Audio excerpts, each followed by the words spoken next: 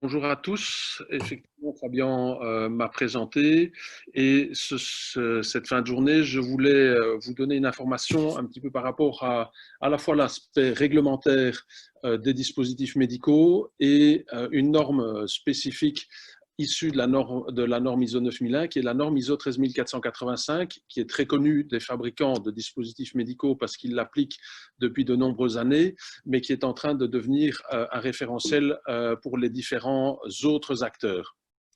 Je vais articuler, compte tenu du timing, notre discussion sur 4 grands points, une brève introduction, tous les textes et leurs implications, les impacts sur les différents acteurs, en particulier avec la nouvelle réglementation qui est en train de se mettre en place tout doucement au niveau européen, un bref passage sur la norme ISO 13485, sauf à considérer que vous la connaissiez tous, et puis une brève discussion et clôture pour pouvoir laisser éventuellement du temps supplémentaire si des questions persistaient. Mais comme l'a très bien dit Fabien, je pense que ce sera plus dynamique si vous avez des questions au fur et à mesure de la présentation.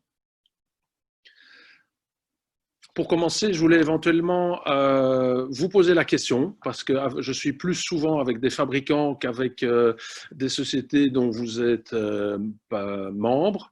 Et donc, je voulais savoir, et on va faire un petit test au niveau d'une application WooClap. Pour vous, quel produit repris dans les 3 propositions ou quelle proposition comprend des dispositifs médicaux au sens de la réglementation européenne qui est à venir? Et donc, on a 3 propositions. Une première proposition, probiotiques et coupe-faim. Une deuxième proposition avec les lits d'hôpitaux, les préservatifs et les bas avarices. Et une troisième proposition qui sont les crèmes de dépigmentation et les lentilles oculaires colorées. Vous avez normalement reçu un lien sur WooClap où vous pouvez effectivement effectuer un vote. Quelle est la proposition pour vous qui reprend des produits considérés comme des dispositifs médicaux? Et donc, je vous invite, c'est une première pour nous aussi, sans doute pour vous, à voir un petit peu avec cet outil quelle est la proposition qui pour vous est la bonne. Donc, vous voyez normalement le lien WooClap sur le chat. Il suffit simplement de vous connecter dans une autre fenêtre Internet. Vous aurez accès au petit sondage, au quiz.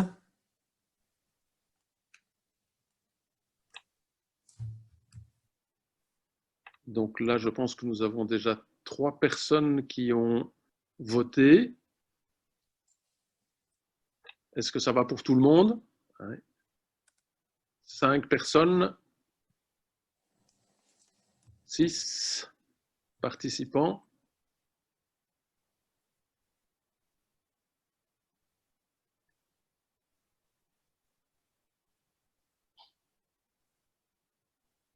Sept participants qui ont déjà... Oui.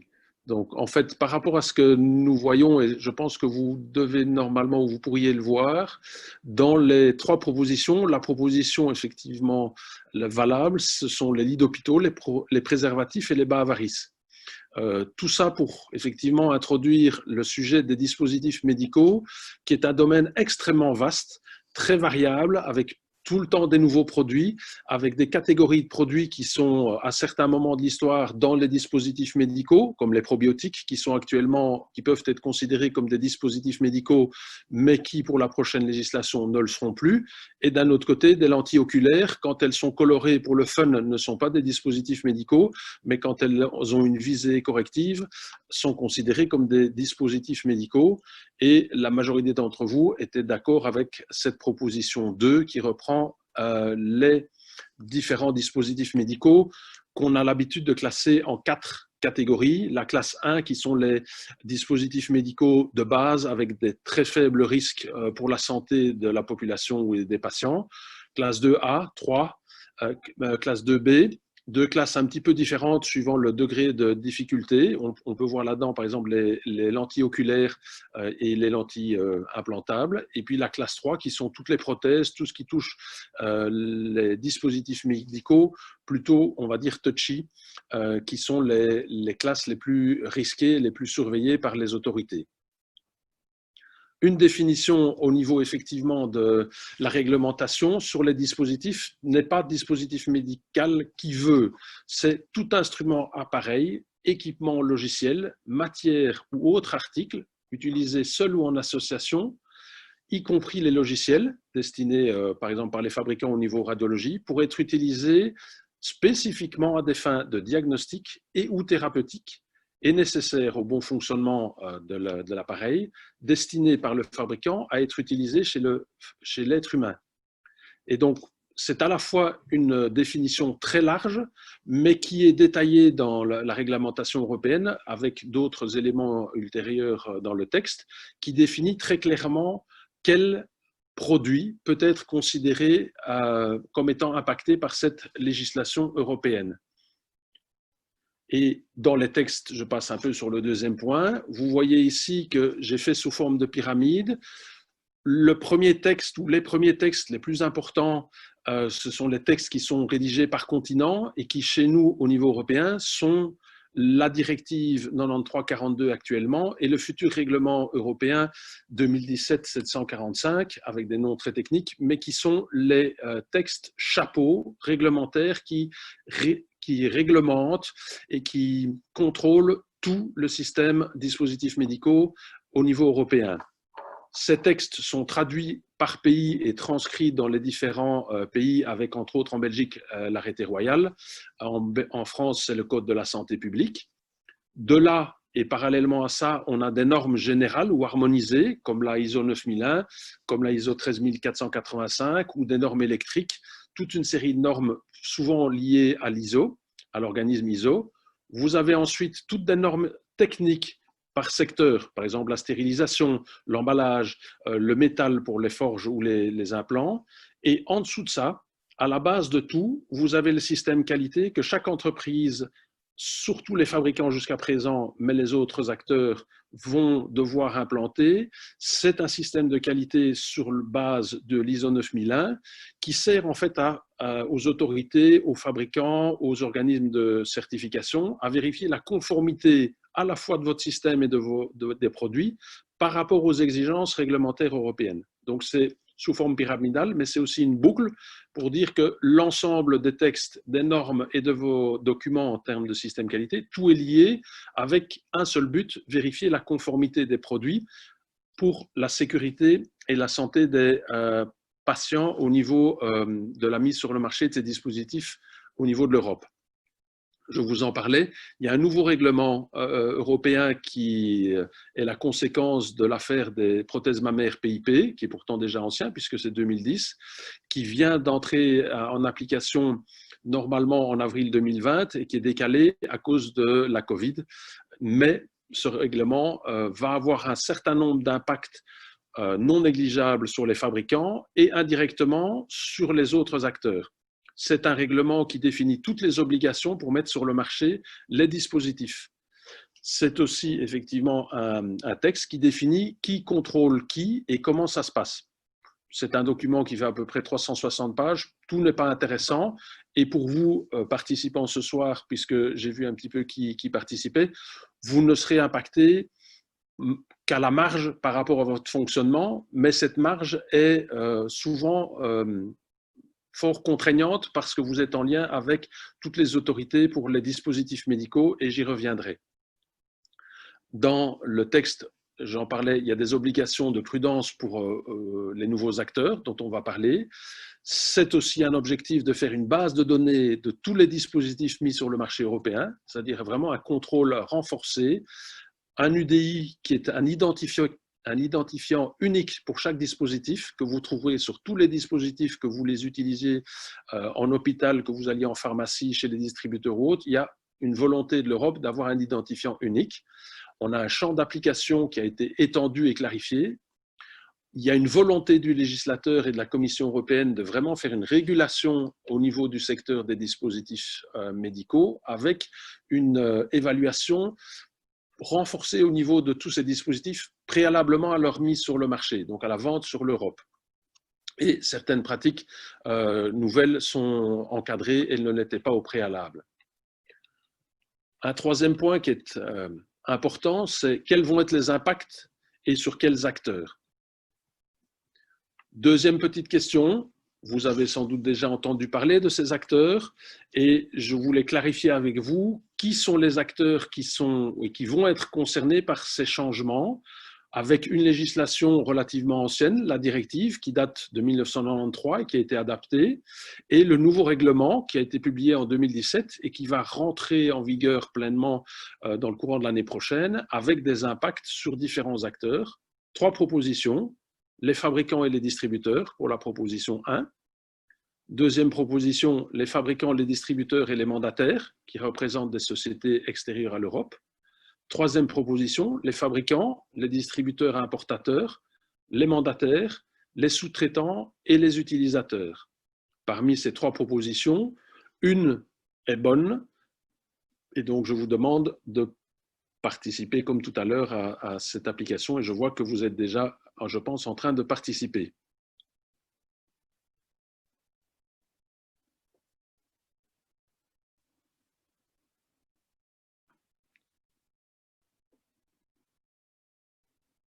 Manifestement, je pense que tout le monde est d'accord, et heureusement, sur le fait que cette nouvelle réglementation élargit le champ des acteurs impliqués, où on a historiquement le fabricant, c'est lui qui met sur le marché un produit et qui en a la responsabilité légale.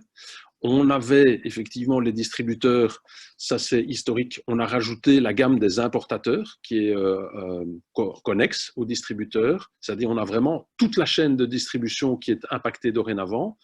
Les mandataires sont toujours impliqués mais ont des exigences beaucoup plus élevées. Un acteur clé qui n'existait pas du tout avant et qui est en train d'être contrôlé de plus en plus à la fois par les fabricants, les autorités compétentes et les organismes de certification, ce sont les sous-traitants. Et, in fine, des acteurs qui étaient déjà présents mais qui n'en avaient pas tout à fait connaissance, ce sont les utilisateurs, hôpitaux, personnel soignant, médecins, médecins de famille. Tous ces utilisateurs finaux ont un rôle très clair qui existait déjà avant mais qui n'était pas beaucoup utilisé et où la nouvelle réglementation donne des obligations et surtout des outils à ces utilisateurs pour faire remonter l'information vers les autorités en cas de problème avec les dispositifs qu'ils sont amenés à utiliser. Parmi les acteurs clés, le distributeur importateur est souvent un acteur qui ignore complètement qu'il est inclus dans la réglementation parce qu'il considère qu'il ne fait que transmettre un produit ou un dispositif du fabricant vers l'utilisateur. Or, la nouvelle réglementation insiste très fort sur sa responsabilité en termes de conformité des produits, donc le fameux marquage CE, pour tout ce qu'il importe ou distribue sur le marché européen. Il a le devoir de garantir une traçabilité jusqu'à l'utilisateur final, c'est-à-dire le patient inclus. Dans mon travail d'auditeur et d'accompagnateur d'entreprise, je remarque souvent ça, c'est que la partie importateur-distributeur est l'échelon le plus compliqué pour faire remonter de l'information vers les autorités à partir du patient vers le fabricant en cas de problème de non-conformité ou de risque plus grave pour le patient.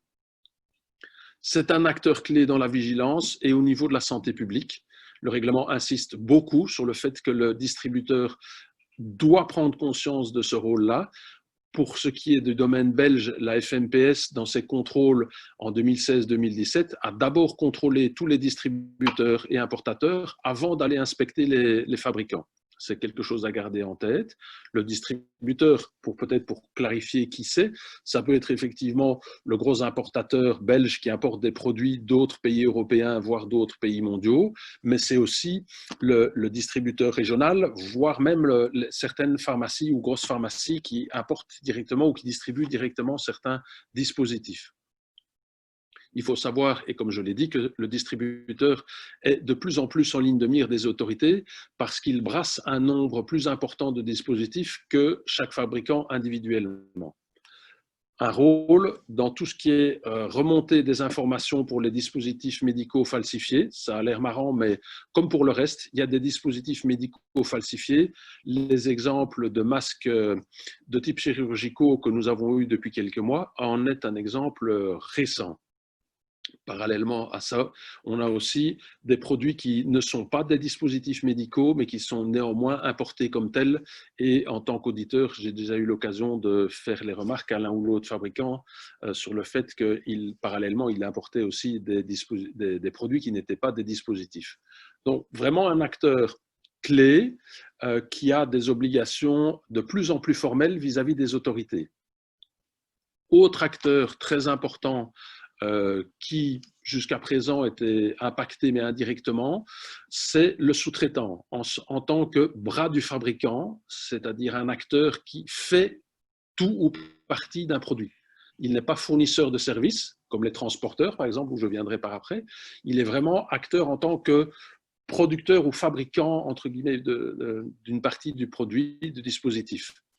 Actuellement, et déjà depuis 2-3 ans, ils sont extrêmement contrôlés par les fabricants, puisque la pression de l'Europe et la pression des organismes de certification sur les fabricants s'amplifie d'année en année. Et donc, le sous-traitant, en général, est déjà au courant, a déjà un système qualité qui est mis en place, peut-être pas une certification, mais a déjà des éléments pour pouvoir se conformer aux exigences de leurs clients, qui sont des fabricants de dispositifs médicaux. Donc, pas oublier ce rôle important du sous-traitant. Il réalise effectivement tout ou partie du dispositif et en ça, il est impacté par le chapitre 7 de la norme que nous verrons un peu plus tard, qui est le chapitre sur la fabrication du produit. Il ne faut pas oublier, et je pense que ça concerne l'un ou l'autre d'entre vous, quand on est sous-traitant, on a déjà, ou vous allez avoir de plus en plus, des audits formels de la part de vos clients fabricants, avec ou pas l'organisme notifié, pour s'assurer que votre système qualité tient la route par rapport aux exigences. De plus en plus de sous-traitants ont une pression maximale pour être certifiés ISO 13485 parce que c'est une garantie pour le fabricant d'avoir un respect de la réglementation. Je vois que quelqu'un éventuellement me demande la parole. Fabien? Oui, oui, c'est moi, Emmanuel. Mais c'est un peu question, quels sont les risques qu'un sous-traitant prend si jamais il ne respecte pas justement cette disposition quand il se fait auditer par son client finalement? Souvent, en tant que sous-traitant, s'il n'a pas un système qualité de type ISO 9001, mais avec les exigences un peu plus élevées du 13485, le risque qu'il a, c'est soit effectivement de perdre son client comme fabricant, ça pour moi c'est le risque majeur, soyons clairs, soit il risque de devoir mettre à niveau son système qualité pour pouvoir continuer d'être je veux dire, accrédité ou repris dans les fournisseurs ou les sous-traitants du fabricant de dispositifs médicaux, et au pire, effectivement, il peut être contraint, et je l'ai déjà vu chez certains sous-traitants, leurs fabricants les obligent à non seulement mettre en place un système qualité, type ISO, mais en plus à aller jusqu'à la certification. Et donc, la démarche un peu, le message que je veux faire passer, c'est que dans le contexte réglementaire actuel, la réglementation elle devient de plus en plus importante pour les fabricants et le poids est fait porter à la fois sur les sous-traitants, les fournisseurs et indirectement aussi sur les distributeurs et les utilisateurs. Le personnage clé ou l'entreprise clé du sous-traitant a de plus en plus intérêt à être certifié sur base volontaire, à la fois pour pouvoir effectivement garder des clients fabricants ou pour pouvoir prospecter sur un marché qui est de plus en plus concurrentiel et réglementé. Je vois effectivement que M. Laurent a aussi posé une question dans le sens où sa société fabrique des équipements de contrôle d'accès piéton sur lesquels maintenant ils intègrent des caméras pour détecter le port du masque et prendre la température frontale à distance, fabriquée par un sous-traitant. Alors, sa question est, ce sous-traitant doit-il être certifié? Devons-nous être aussi certifiés? Nous avons cette demande de la part de clients. Alors, je réponds effectivement à M. Laurent, et si tant est que le produit qu'ils font est reconnu comme un dispositif médical en tout ou en partie, il est forcément soumis à cette réglementation. Et donc, je ne suis pas étonné que des clients leur fassent la demande, parce qu'effectivement, ce client qui achète ou qui va utiliser ou mettre sur le marché cet outil ou ce dispositif doit lui-même certifier que tout est maîtrisé au niveau de la conception, au niveau de la fabrication, au niveau du contrôle qualité, au niveau de la sécurité, de la compatibilité entre les différents outils ou logiciels. Et donc, j'aurais tendance à dire, avec les informations qui sont données par M. Laurent, oui, à un moment donné, vous, en tant que sous-traitant ou fabricant, vous allez devoir être certifié. Alors, est-ce que c'est en 2020, 21, 22, 23?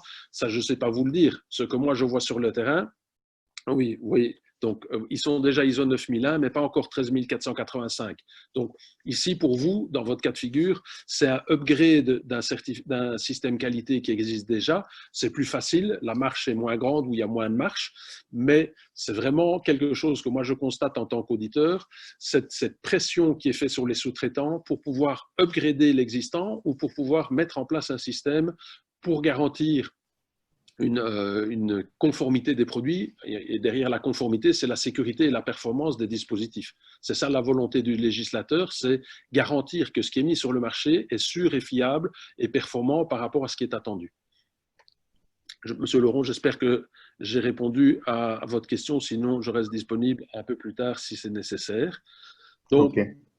voilà, dans ce que je disais aussi, le sous-traitant est souvent laissé en première ligne par le fabricant. Je remarque ça régulièrement, à la fois quand j'accompagne des entreprises ou quand je les audite, c'est que le fabricant, il a vite fait, au même titre que les politiques et la Commission européenne, de dire c'est pas moi qui suis finalement responsable, c'est le bout de la chaîne. Et donc, l'accompagnement ou le conseil auprès des sous-traitants est de plus en plus nécessaires ou requis ou demandés, parce que la législation, toutes les normes et tout, sont un gros paquet qui arrive sur le dos des sous-traitants alors qu'ils ne s'y attendaient pas, qu'ils ne sont pas informés parce que c'est une logique qu'ils n'ont pas encore rencontrée. Et donc, c'est quelque chose d'important à avoir en tête. Alors, la caractéristique que moi j'ai vue chez beaucoup de sous-traitants, c'est que soit ils n'ont pas de système qualité, soit qu'il est défaillant et ça peut avoir des impacts majeurs, comme je l'ai dit, soit perdre des clients, soit être contrôlé par les autorités, soit effectivement avoir des problèmes en cas de matériaux-vigilance et où ils voient revenir un gros tsunami sans y avoir été préparé. Donc, j'insiste vraiment beaucoup chaque fois que je suis en contact avec des sous-traitants et leur direction sur le fait que c'est important de prendre en compte cette législation et ces normes qui leur sont applicables de facto, même s'ils n'en ont pas conscience. Un cas particulier, parce que certains participants ce soir font partie de cette catégorie-là, c'est tout ce qui est transport des dispositifs médicaux. Ça peut apparaître assez banal, même si je sais bien que ça ne l'est pas, mais vu le nombre de camions qu'on voit circuler sur nos autoroutes, je suis persuadé qu'un certain nombre de dispositifs médicaux se retrouvent sur nos routes dans ce mode de transport-là. Or, un certain nombre de dispositifs médicaux ont des exigences pour ne pas dépasser certaines températures. Et quand vous envoyez de Belgique, du nord de la France, des dispositifs médicaux en Belgique ou dans le nord de la France, la question de la température ne se pose pas tellement. Or, j'ai constaté, et j'ai mis souvent des non-conformités, où je vois des fabricants qui font revenir des dispositifs médicaux de Turquie, du sud de l'Espagne, et où vous pouvez être sûr que pendant un certain nombre d'heures important, vous êtes à 35, 40, 45, 50, parfois même 60 degrés en été dans des camions pendant plusieurs heures, et où forcément, de facto, ça peut avoir un impact au niveau des dispositifs médicaux. Et j'ai remarqué que les autorités nationales, la FNPS en Belgique en l'occurrence, posaient ce genre de questions lors des inspections. Est-ce que les fabricants peuvent garantir que les transports sur des longues durées avec des camions respectent l'exigence du produit, à savoir ne pas dépasser certaines températures?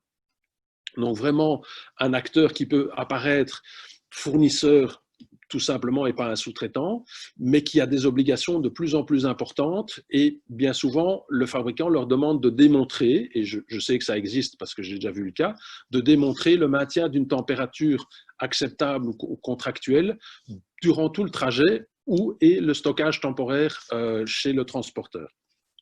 Donc voilà un élément important à prendre en compte pour les participants qui peuvent être impactés par cet aspect-là de la sous-traitance ou des services.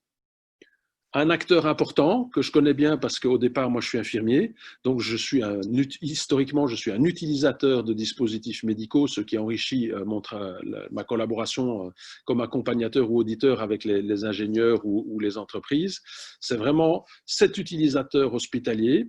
Il a l'obligation, et je pense que ça c'est souvent mésestimer l'importance de cette obligation, de vérifier que tout ce qui est amené au niveau hospitalier en tant que dispositif sont bien conformes.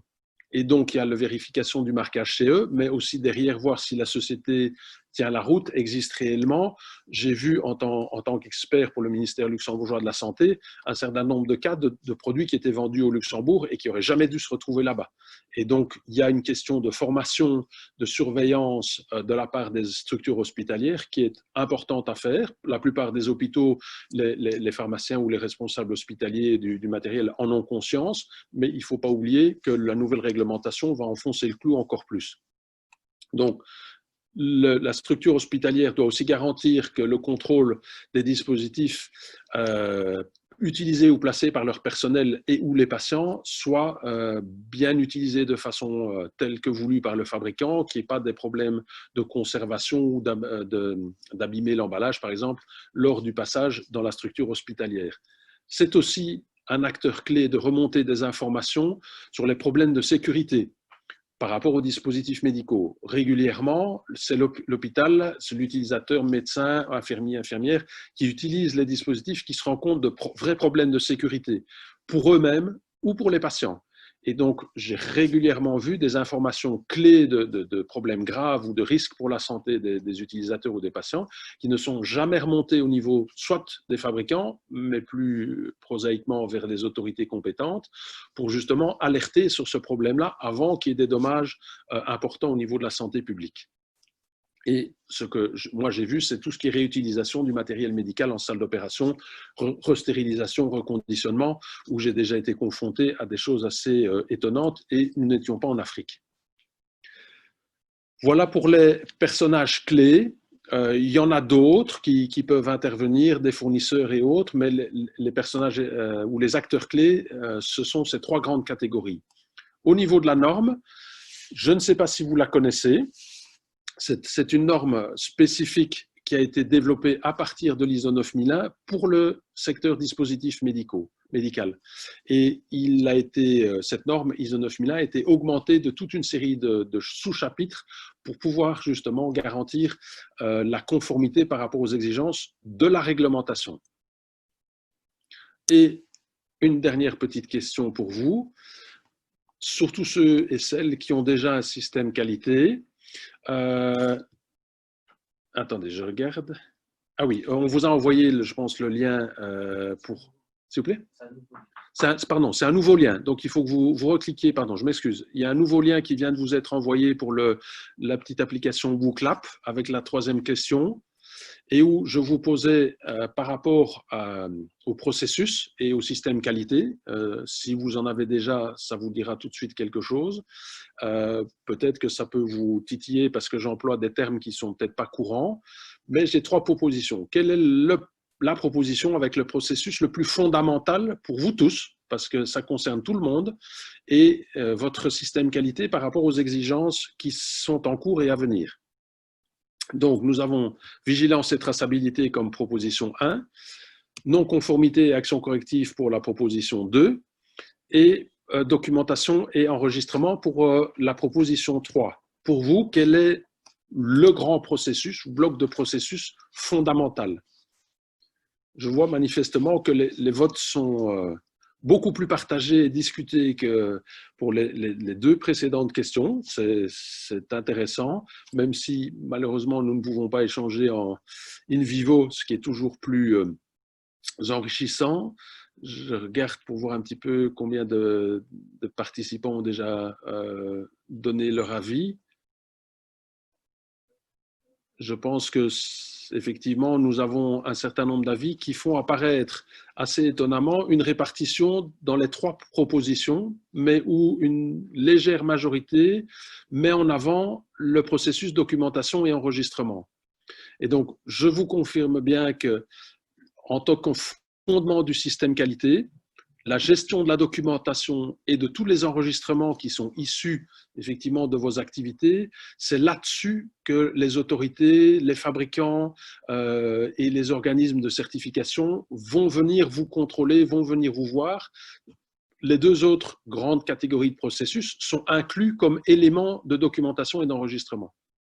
Et donc, tout ça pour vous dire que cette norme ISO n'est pas là que pour vous embêter, elle est là aussi pour structurer votre système qualité ou structurer vos activités si vous n'avez pas encore de système qualité, une structuration pour répondre aux exigences.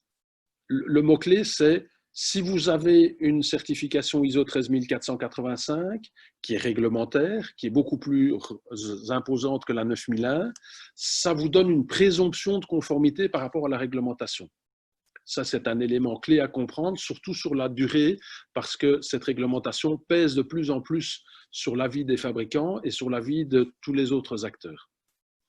Une norme qui est structurée comme la 9001, un chapitre 4, plus général sur le système qualité, un chapitre 5 sur ce qui touche la direction, chapitre 6 sur ce qu'est le management des ressources au sens large du terme, chapitre 7 sur la réalisation des produits, et le chapitre 8 sur tout ce qui touche aux mesures, analyses et différentes améliorations par rapport à votre système. Je vais rentrer un petit peu plus dans les détails au niveau des différents chapitres et essayer de faire des liens avec ce que vous pourriez être amené à rencontrer dans ces différents chapitres.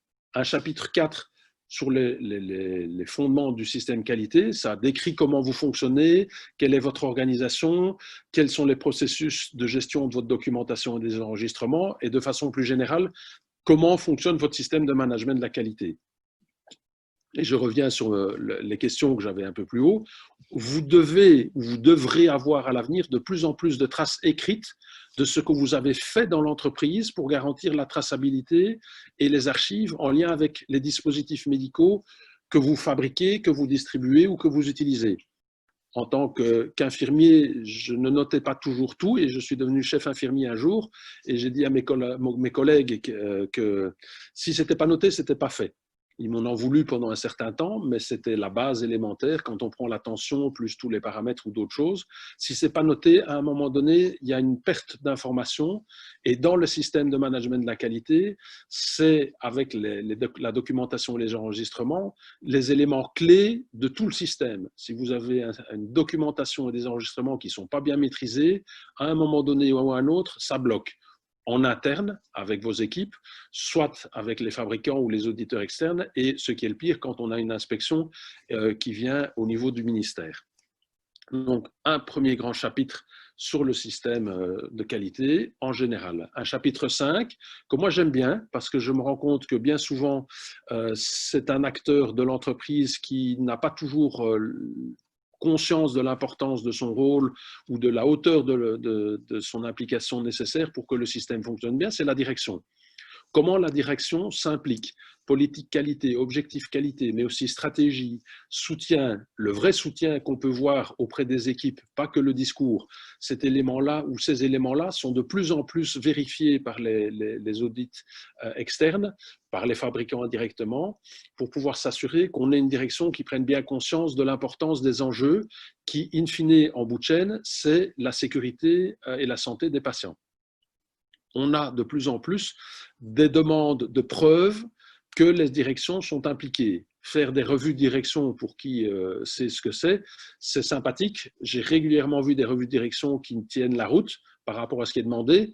Et en creusant un petit peu ou en discutant, après quelques minutes, je me rends compte que la direction n'est absolument pas impliquée dans la revue de direction ou dans la gestion du système qualité, ce qui m'amène en tant qu'auditeur à régulièrement mettre des non-conformités, même parfois des majeures, pour pouvoir effectivement amener la direction ou les directions à s'impliquer davantage dans le management par la qualité des différents processus dont ils ont la responsabilité. Un chapitre 6, lié aussi avec le précédent chapitre, c'est comment sont gérées les ressources. À la fois les ressources humaines, compétences, nombre, protection, fonctionnement, mais aussi toutes les ressources techniques, matérielles, machines et autres, et les ressources immobilières. C'est un chapitre effectivement important qui est aussi souvent en lien avec l'aspect humain pour tout ce qui est conformité. Pour la fabrication, le contrôle, la manipulation des outils et des dispositifs. De plus en plus, les organismes de certification et les fabricants sont attentifs à ce chapitre-là parce qu'on a régulièrement des problèmes de conformité dans ce volet-là. un chapitre 7 qui vous concerne nettement moins, c'est tout le chapitre de la fabrication, qui est vraiment souvent sur la responsabilité directe du fabricant et ou des sous-traitants et de certains fournisseurs. Il faut faire attention parce que dans la norme, c'est le chapitre où on traite de toute l'identification et de la traçabilité des dispositifs, tout ce qui appartient au client, quand c'est distribué, effectivement, c'est soit le distributeur, soit l'hôpital, soit les structures de soins plus petites. Cette propriété du client est un facteur qui est de plus en plus pris en compte par la législation pour pouvoir garantir justement cette traçabilité.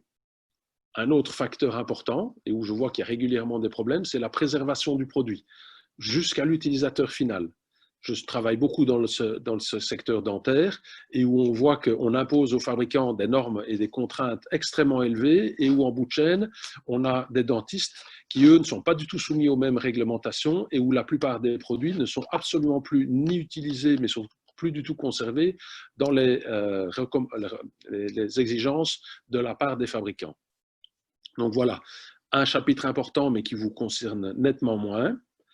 Le dernier chapitre, qui est relativement court, on va dire par rapport aux autres chapitres, qui est un chapitre de surveillance, mais c'est un chapitre qui a vraiment beaucoup d'impact, y compris sur vous tous qui m'écoutez pour le moment, parce que ça concerne toute la surveillance de tout ce qui se passe chez vous et en dehors de chez vous, avec les retours d'informations, tout ce qui est plainte client, tout ce qui est signalement aux autorités, tout ce qui est non-conformité, tout ce qui est action corrective ou changement.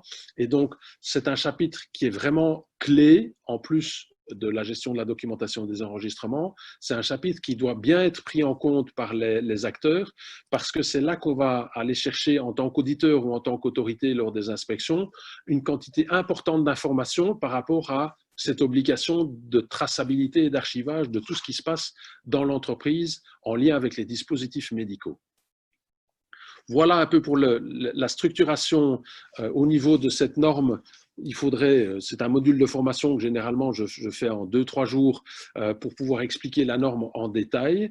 Ici, vraiment une structuration classique pour ceux qui sont habitués à l'ISO 9001, avec des exigences historiques plus élevées, surtout en termes de traçabilité, d'identification et de gestion des plaintes et des non-conformités, et une couche supplémentaire qui arrive avec la nouvelle réglementation dans le courant de l'année et l'année prochaine, pour pouvoir remettre encore des exigences supplémentaires et surtout lors des contrôles par les autorités, des contrôles par les organismes de certification et des contrôles lors des audits des fabricants vis-à-vis de vous tous, pour pouvoir s'assurer et donner une assurance au niveau de la Commission européenne que tous les dispositifs, ou en tout cas un maximum d'entre eux, soient conformes à ce qui est attendu dans le cadre de la santé publique. Voilà pour cette intervention de ma part. Je ne sais pas si vous avez encore l'une ou l'autre personne ou participant, un ou l'autre participant, une ou l'autre question à la volée par rapport à ce que je vous ai présenté. Sinon, je suis… Oui, Monsieur Laurent. Oui, donc c'est par rapport à la question que j'ai posée. Donc, comme je dis, on fabrique des équipements de contrôle d'accès, ce qui s'appelle piéton, c'est ce qui s'appelle familièrement des tourniquets, des portillons vitrés, etc. Donc, les utilisateurs finaux, ce sont des usagers comme vous et moi, c'est pas du personnel soignant ou du personnel hospitalier, c'est vraiment n'importe quel usager. Et ce qu'on a appris de la réglementation, nous, en intégrant ces nouvelles caméras thermiques de prise de température automatique, c'est qu'on n'a pas le droit, puisqu'on n'est pas des personnels hospitaliers, on n'a pas le droit d'enregistrer justement toutes les données qui sont prises par les caméras thermiques. La caméra thermique va simplement prendre la température, la comparer à un seuil de 37,5, 38, ça dépend des pays auxquels on vend, mais ne va pas garder les données, va simplement dire c'est bon, c'est pas bon, et donc va donner l'autorisation de passage ou pas. Donc je vois pas en quoi nous on serait impacté par l'ISO 13485. Que notre caméra soit considérée comme un dispositif médical par le client qui veut nous acheter les choses et qui nous fait cette demande-là, oui, mais que nous, en tant que fabricants et intégrateurs de cet appareil, dans la mesure où on utilise cet appareil que pour prendre la mesure et ouvrir ou ne pas ouvrir notre portillon vitré, je vois pas comment on peut être impacté par l'ISO 13485.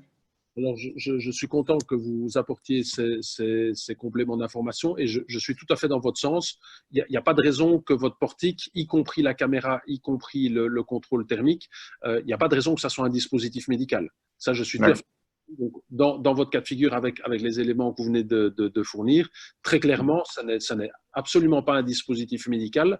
Vous tombez sur d'autres réglementations, ça j'en suis sûr, mais en tout Oui. cas, là, ça c'est clair, parce qu'en plus, votre caméra thermique n'est absolument pas destinée à une mesure des paramètres vitaux de la personne. Donc, on est vraiment dans de l'indicatif pour pouvoir permettre un accès.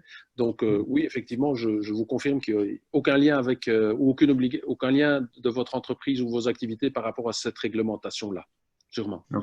Donc, c'est ce que je pourrais répondre aux clients alors qui insistent un peu par rapport à ça. Oui.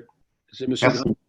Merci de rien. Monsieur Grinson demandait effectivement aussi pour son activité, ils sont certifiés ISO 9001 et FSC 22000.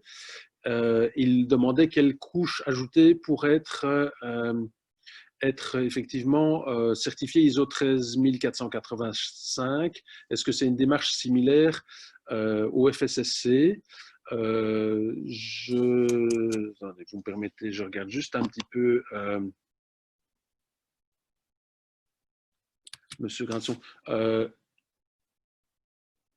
Ah oui, et il rajoute, cette norme est-elle une étape vers le médicament ou totalement différente?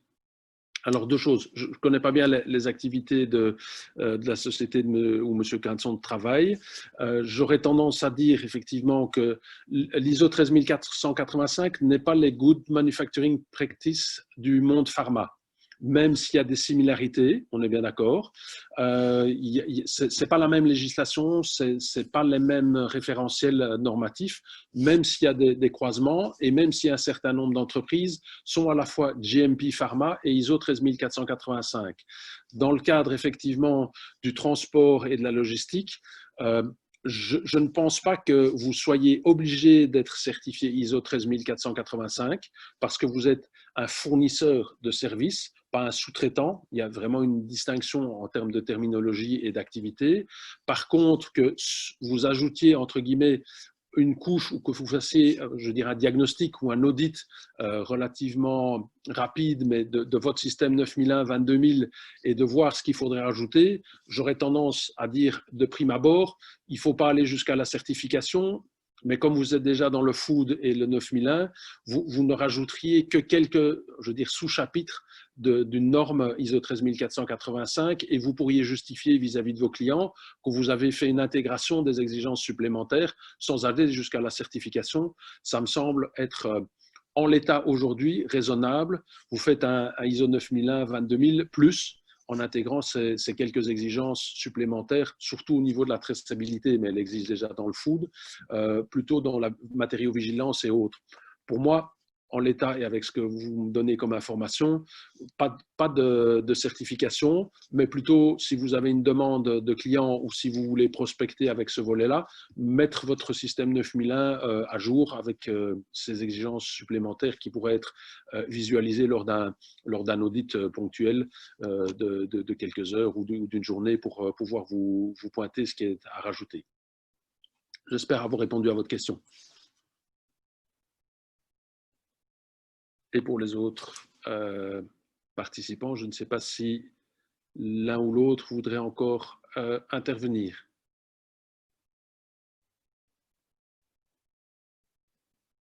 Oui, Fabien.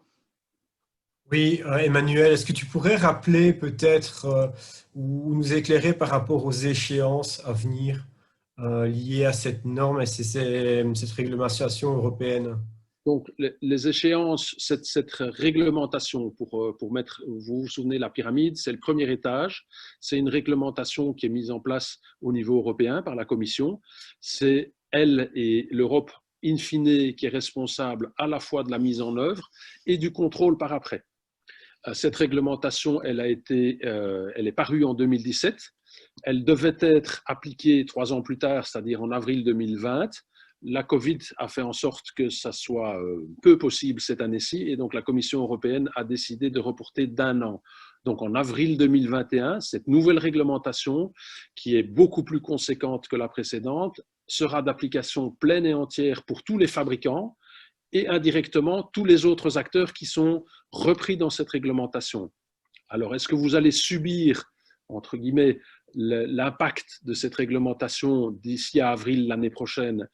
Probablement un petit peu pour certains d'entre vous, peut-être plus pour les sous-traitants que vous, mais in fine, très clairement, la volonté du législateur, c'est que tous les acteurs qui sont impactés ou en tout cas décrits dans cette législation soient de facto à partir de l'année prochaine inspectables, auditables, contrôlables par l'ensemble des autorités ou des fabricants ou des organismes de certification.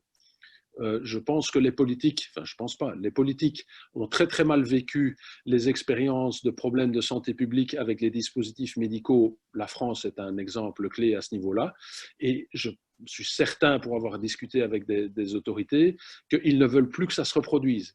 Et ils mettront la pression là où ils peuvent, c'est-à-dire surtout les fabricants, ou lors des inspections avec les autorités, sur les autres acteurs pour éviter qu'on ait des nouveaux problèmes de type PIP ou autres prothèses de hanche qu'on a eu ces dernières années. Donc, un impact à prévoir qui va être plus ou moins lourd, et c'est ça que je pense que c'est important que les différents acteurs cités dans cette réglementation prennent conscience qu'ils vont devoir soit upgrader, soit mettre en place un système qualité, jusqu'à la certification ou pas, ça c'est à déterminer au cas par cas, mais en tout cas, devoir démontrer lors de contrôle ou d'audit qu'ils ont mis en place ce qui est demandé par la réglementation. D'accord, merci Emmanuel. Et une question supplémentaire. Beaucoup, je pense, d'entreprises ici sont au moins certifiées ISO 9001. Si maintenant ils veulent être ISO 13485 pour respecter ces exigences, peut-être combien de temps faut-il prévoir pour upgrader leur système pour arriver à 13485? S'y prendre maintenant, est encore temps, trop tard, ou il faut quand même s'y mettre? Alors, on va trier les acteurs. Pour les sous-traitants, pour moi, il est temps. Il n'est pas trop tard, il n'est pas tard, mais il est temps. Parce que je remarque déjà depuis 3 ans, à la fois comme accompagnateur, mais surtout avec mon autre casquette d'auditeur, qu'on me demande effectivement de plus en plus de vérifier chez les sous-traitants cette certification et la présence d'un système qualité qui tient la route. Donc, et voilà. qui a vécu?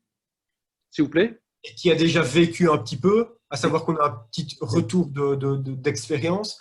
Parce qu'on sait que, par exemple, pour la mise en place d'un ISO 9001 14001, si on a un recul, on va dire, d'1 mois ou 2 de vécu du système, certains auditeurs semblent l'accepter.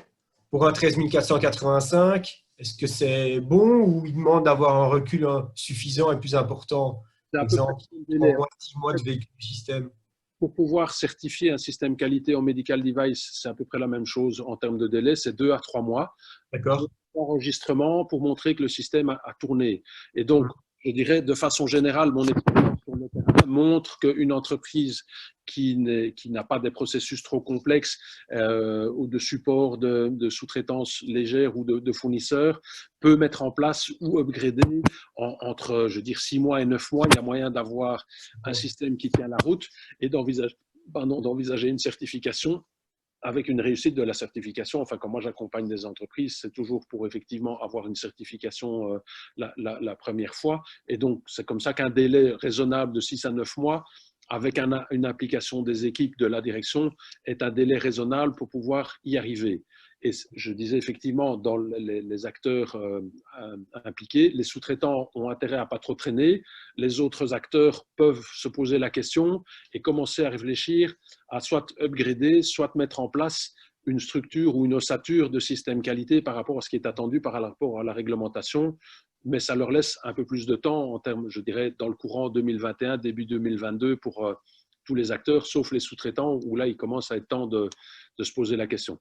Et d'ailleurs, les commentaires, on le voit, les clients commencent à faire la pression. Ok, super. Et une dernière, avant de passer la parole, je crois qu'il y a une autre question. Oui, très rapidement, au niveau veille normative, est-ce qu'il y a quelque chose à prévoir? Puisque le 9001 et encore plus le 14 000, 45 000 demandent d'avoir des veilles réglementaires. En 13 485, qu'est-ce qu'il en est? C'est la même base. Il y a une demande de s'assurer que l'entreprise applique toutes les normes qui lui sont applicables. Oui. Ça concerne majoritairement, bon, forcément, le fabricant et le sous-traitant. Beaucoup moins, effectivement, les autres acteurs, quoique, et je passerai alors sur une question de M. Plompteux, effectivement, on a des impacts sur la stérilisation ou la restérilisation des produits. Les hôpitaux sont censés aussi suivre des réglementations et des normes à ce niveau-là. Donc, ce principe de veille, comme le principe d'analyse de risque, est un des fondamentaux que chaque acteur doit mettre en place. Et moi, je dis en fonction de la taille de l'entreprise, de la quantité de dispositifs ou de produits et des risques qui sont liés à son activité. D'accord, merci Manuel. Monsieur Plompteux posait la question, les flux de transport entre les centres logistiques externes et hôpitaux doivent-ils être certifiés? Est-ce qu'il y a un impact de la législation FMB? Ça, il faudrait, Monsieur Plompteux, me préciser parce que cet acronyme ne me dit rien. Et effectivement, tout ce qui est stérilisation éventuellement donc les flux, par exemple, entre une stérilisation externe-interne, ça n'est pas certifié en tant que tel. Ça fait partie ou pas de la structure hospitalière. Si vous avez un groupement, par exemple, comme on a quelques gros groupements comme le CHC ou les groupements sur le Namurois et qu'on externalise à l'extérieur, c'est un sous-traitant du groupement ou c'est inclus dans le groupement mais délocalisé. Oui, falsification de medical device. Oui, donc deux choses. Je termine sur la question de l'externalisation d'une partie de l'activité et du lien entre la structure hospitalière et la logistique externe. Pour moi, pas de certification, mais par contre, vous devez vous poser la question, est-ce que c'est inclus dans le bloc hospitalier en tant que tel, avec une unité délocalisée, ou est-ce que c'est un fournisseur, je dirais même jusque juridique, tout à fait distinct? Ça, c'est des questions à vous poser parce que les responsabilités et, je dirais, la mise en place de processus de documentation et d'enregistrement n'est pas la même chose suivant qu'on est dans ou pas la structure hospitalière. Ça, c'était un point. Et par rapport à la falsification medical device, oui, pour moi, vous serez impacté parce que vous êtes un acteur de dénonciation. Enfin, moi, je l'ai vu plutôt avec ma casquette d'expert sur le Luxembourg. Les quelques fois où je suis intervenu, c'était parce qu'il y avait des structures hospitalières qui avaient un doute sur des dispositifs. Et effectivement, il y a cette législation qui est applicable au niveau des structures hospitalières. J'ose à penser que pour la Belgique, on doit être dans la même logique. J'espère effectivement que j'ai répondu alors à M. Plompteux par rapport à ces deux éléments-là.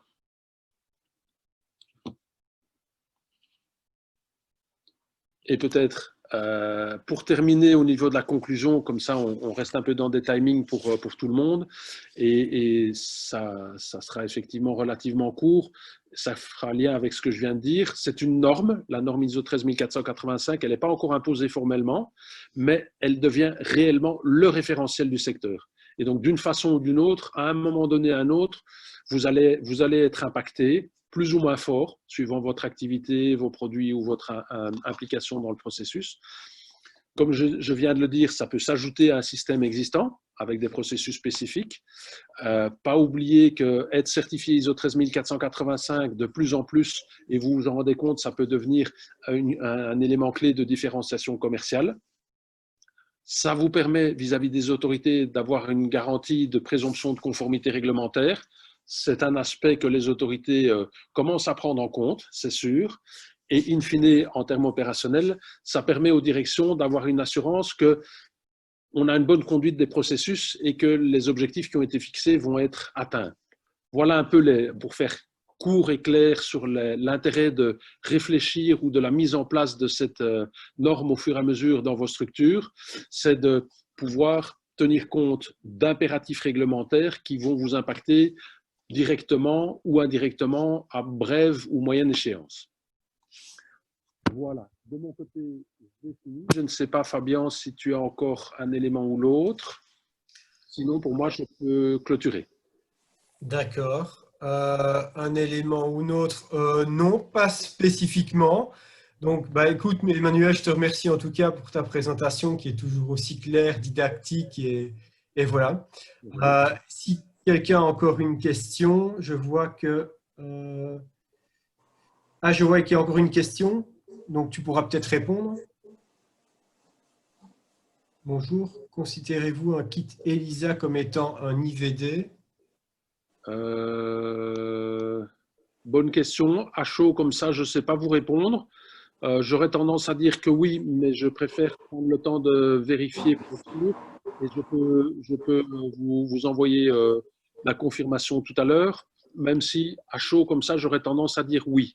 Mais je vais vérifier parce que le domaine de l'IVD a une réglementation propre qui, dans le nouveau règlement, les deux sont de plus en plus fusionnés. Et donc, il faut que je vérifie un petit peu par rapport à la nouvelle réglementation IVD et je vous confirme par mail privé ou par message d'ici quelques minutes ou demain sur le sujet pour vous confirmer cet élément-là. Voilà.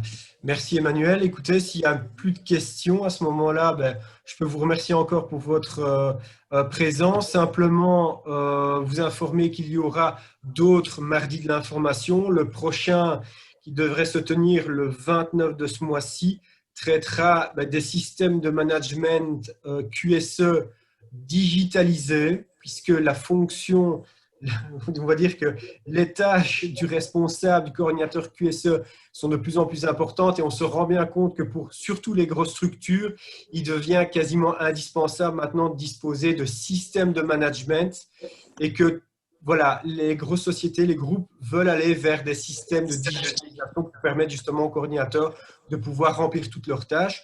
Nous proposons, nous, un outil qui s'appelle le Simaline que nous intégrons en entreprise.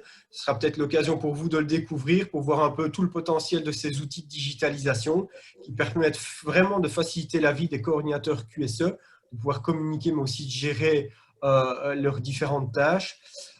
Et alors, le mardi suivant, qui devrait tourner aux alentours du 13, je pense, 13 octobre, traitera, si je ne me trompe pas, des diagnostics 360. Et là, je fais appel à l'équipe qui vont me confirmer ou me taper dessus si jamais ce n'est pas le thème de cette journée. C'est bien ça? Je regarde l'équipe. Je regarde l'équipe. 13 octobre. Oui. Réaction. Oui. Réaction. C'est ça? C'est ça? Sur le management, le 13 octobre. Voilà, ben voilà, comme ça vous avez toute l'information le 29 septembre et le 13 octobre. Peut-être vous rencontrer à nouveau ou à l'occasion peut-être voilà, en face à face ou de nouveau à distance sur un thème ou sur un autre. Je vous remercie en tout cas de votre présence. Je vous souhaite une bonne soirée, bonne continuation. N'hésitez pas si vous avez la moindre question. On reste à votre disposition. Au revoir. Au revoir à tous.